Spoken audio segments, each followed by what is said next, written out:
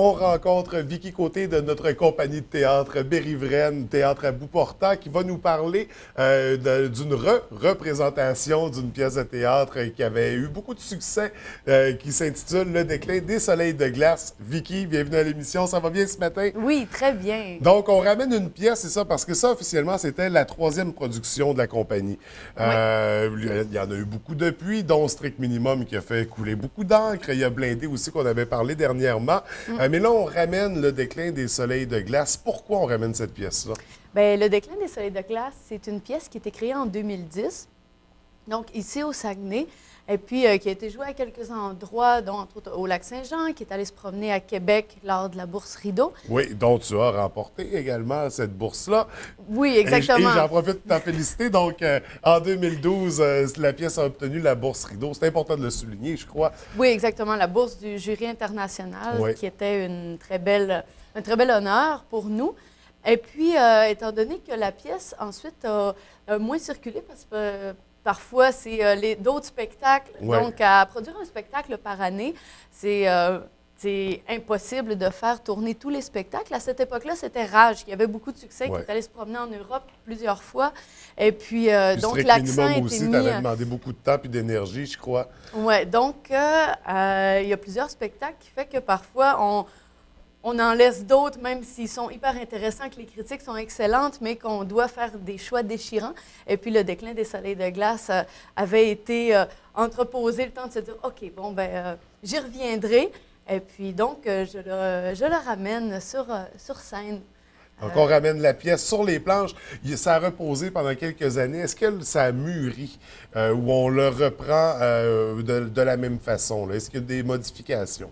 C'est sûr qu'on repense une œuvre ou un spectacle, quand on le revoit avec, comme là, 5 ans de repos, ou du moins, là, on le regarde avec un autre œil, on le regarde avec un œil de spectateur, Ouais. cette fois-là, où on peut le réécouter, le revisionner, et puis en faire une lecture où on peut apporter certaines modifications, qui est aussi un petit bonbon de se faire dire, OK, comment retoucher, améliorer, bonifier un peu le spectacle, qui est vraiment une part que j'y prends beaucoup de plaisir aussi, qui est quelque chose de privilégié que de pouvoir reprendre un spectacle et puis de le faire avec Ouais. enthousiasme. Ouais. Oui, parce que pour toi, en plus, c'est une expérience qui va au-delà d'une pièce de théâtre traditionnelle, je dirais. Tu es seul sur la scène, un décor quand même assez complexe, des beaux éléments de décor, beaucoup de mécanismes. Oui. Puis c'est très, très, très performant. C'est beaucoup de gestuels. On connaît ton théâtre, d'ailleurs, Théâtre à bout portant. C'est une de tes signatures. Comment on le vit, cette expérience-là théâtrale, pour une comédienne comme toi? Bien, c'est un spectacle solo, puis comme tu dis, qui est très physique. Donc, on suit une femme à travers son quotidien, mais qui est réglée au quart de tour. Donc, c'est vraiment un travail de précision, et puis qui en vient vraiment drôle, parce qu'on se reconnaît de faire, mon Dieu, c'est vrai que tous les matins, je fais la même affaire. Donc, mais là, que c'est réglé au quart de tour, donc, qui devient à la fois très demandant aussi. Ouais. Physiquement, puis de le mettre ça dans un espace vraiment restreint. De dire, OK, si je prends tout l'univers de la maison familiale, je mets ça dans 2 mètres carrés, comment je peux faire le casse-tête, le Tetris de tout ça? Et puis, tout ça à travers un décor que j'aime quand les décors sont plus que juste des meubles ou Ouais. des objets mis là, donc de s'en servir. Alors, Le déclin des soleils de glace, c'est un mécanisme que j'adore, qui a été conçu par Serge Potvin, donc qui est finalement le travail de la femme, donc d'actionner le mécanisme qui vient tout changer les décors, donc restreindre encore plus l'espace. Parce que c'est ça, le décor bouge. Ça prend la forme d'une marionnette, finalement, le décor, avec toutes les manivelles qu'on peut actionner, je dirais les ampoules, mais c'est pas des ampoules tout à fait. Le plafond, le si on plafond prend. qui descend, là, c'est Ouais. ça. Beaucoup d'éléments très intéressants comme ça à observer dans la pièce.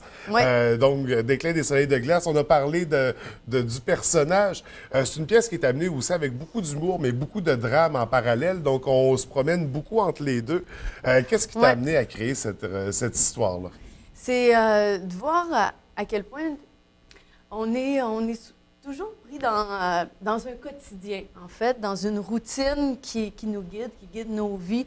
Et puis on en oublie souvent qu'on peut sortir de cette routine-là, juste parce qu'on est par habitude, parce qu'aussi le temps va vite. Faut aller vite, faut déjeuner, il faut aller travailler, il faut aller chercher les enfants, faut aller. Donc, il faut toujours. Donc, qu'est-ce que ça fait quand si on dit oups, je peux plus? Donc, il y a des nouvelles contraintes. Je peux qui plus, nous il y a nuisent, d'autres contraintes.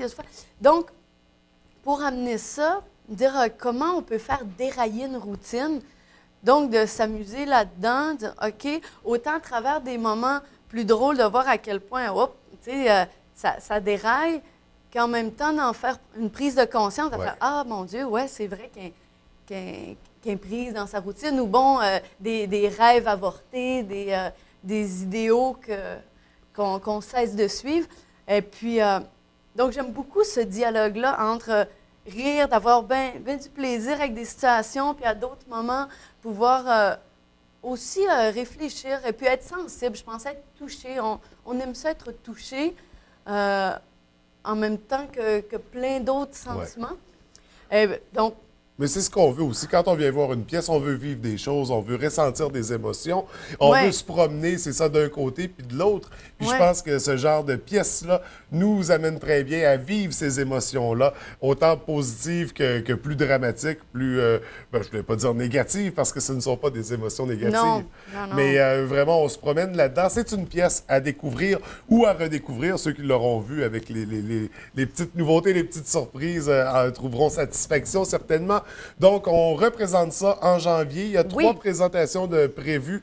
Pour quelle date? Les 21, 22 et 23 janvier. Ça se passe à la salle Murdoch de Chicoutimi à 20h. Oui.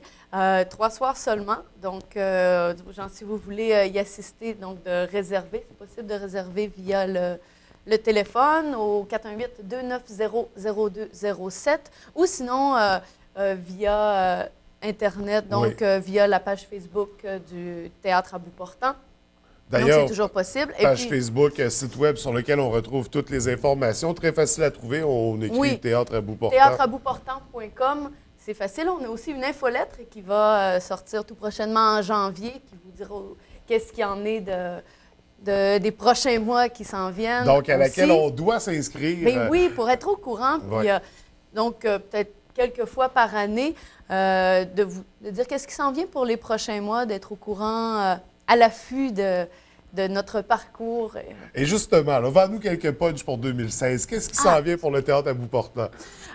Pour le Théâtre à bout portant, on va être en gestation de prochains projets, donc qui verront le jour soit fin 2016 ou 2017. Et puis, au mois de mai, on va être à Montréal avec Strict Minimum, qui va être à la Maison Théâtre la première semaine de mai. Oui, donc dans la métropole. Donc, on a un petit voyage à venir pour le printemps avec Strict Minimum. Mais pour l'instant, nous, ici, dans la région, on se concentre sur le déclin des soleils de glace. Oui. Donc, on a dit 21, 22, 23. Et 23 janvier, il y a des billets aussi qui sont disponibles en pré-vente. S'il y a des gens qui veulent offrir... un beau cadeau de Noël. Un cadeau de Noël, parce qu'en plus, offrir un spectacle, c'est une chose que, personnellement, je fais souvent auprès des gens de ma famille. Parce que non seulement c'est un cadeau, mais aussi c'est du temps qu'on s'offre ensemble, de faire un événement, d'aller ensemble manger, voir une pièce de théâtre, prendre un verre, donc qui est au-delà d'un simple bien matériel, mais qu'on s'offre du temps ensemble, qui je pense, c'est une chose très importante. Donc, une autre justement, belle idée cadeau. Qui vient rejoindre le propos du déclin des soleils de glace, de prendre le temps. Donc, les 21, 22, 23 janvier, on surveille ça de très près. On s'inscrit à l'infolettre également. Et écoute, Vicky, je te souhaite une belle fin d'année, une grosse année 2016. Oui. On aura certainement l'occasion de discuter de ce qui s'en vient du côté du Théâtre à bout portant au retour. Mais d'ici là, on va vraiment se concentrer sur le déclin des soleils de glace. Donc, merci beaucoup, puis beaucoup de succès pour le théâtre. Bien, merci, puis joyeuses fêtes. Merci. Oui.